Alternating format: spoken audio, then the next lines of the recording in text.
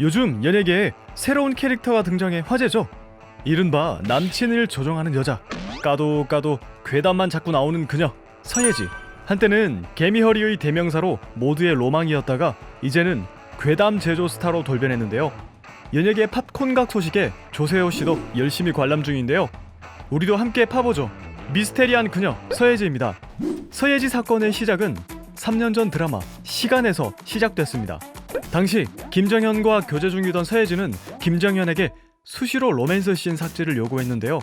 디스패치가 공개한 당시 메시지를 살펴보면 김딱딱씨 스킨십 다 빼고요. 오늘은 어떻게 했는지 말 안 해? 등 서예지는 스킨십 삭제는 물론 당시 촬영장 현장을 수시로 김정현에게 보고받았습니다. 김정현은 제작 발표회에서도 알파고처럼 서예지의 명령을 충실히 이행했는데요. 감사합니다. 김정일 씨 잠시 대기실에서 대기. 아웃백 좀 보세요. 네, 정면. 안 보셨나요? 죄송합니다. 네, 정면도 봐주시고요. 취재진이 다정한 포즈를 요구하자 팔짱을 끼려는 서연을 매섭게 외면합니다. 민망했겠어요. 당시 서연의 순환은 이게 끝이 아니었는데요. 네 손으로 네가 뭘 하겠다고.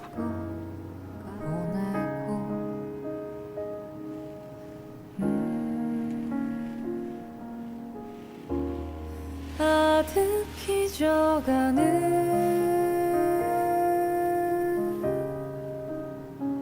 꿈속에 멜로드라임에도 불구하고 서예지의 요구에 따라 모든 멜로씬이 삭제되고 대한민국 최초로 거리두기 버진로드가 탄생됩니다. 당시 관계자들의 증언에 따르면 서연은 촬영장에서 수치심에 많이 울었다고 하는데요. 그 당시 SNS에도 힘든 기색을 볼 수 있습니다. 양파 같은 그녀.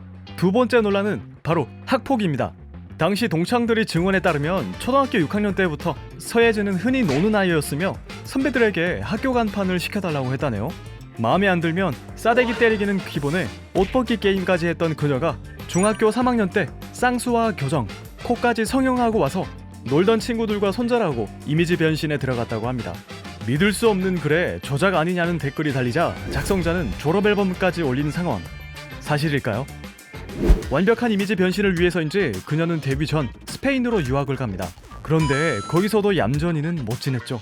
친구들에게 갑질을 했고 한국에서는 친구들끼리 통장 비밀번호도 공유한다고 꼬드겨 친구 통장 비번을 털어 비행기표를 사 한국으로 날았다고 합니다. 어메이징한 그녀네요.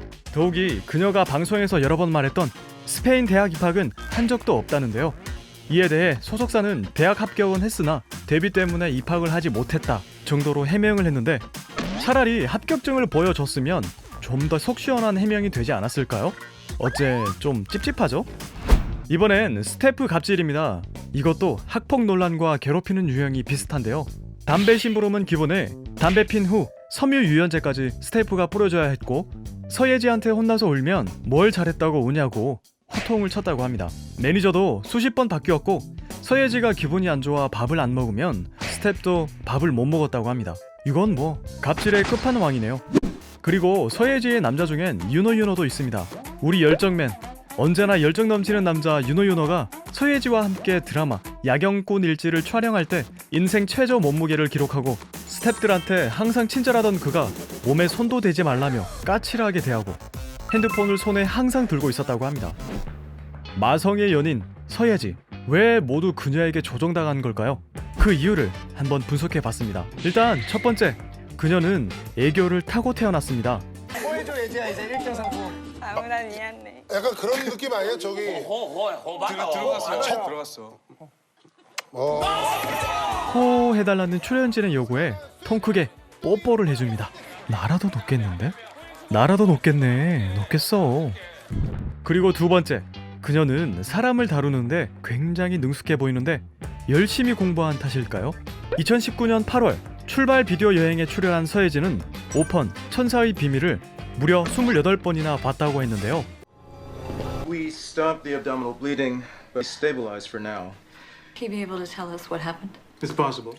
또래보다 영민했던 입양된 아이가 겉으로는 착한 아이인 척 연기하며 뒤로는 잔인한 범죄를 저지르는 영화인데요. 이 영화를 28번이나 보고 주인공의 공감을 했다니 일반적인 상식에선 쉽게 이해가 가진 않네요.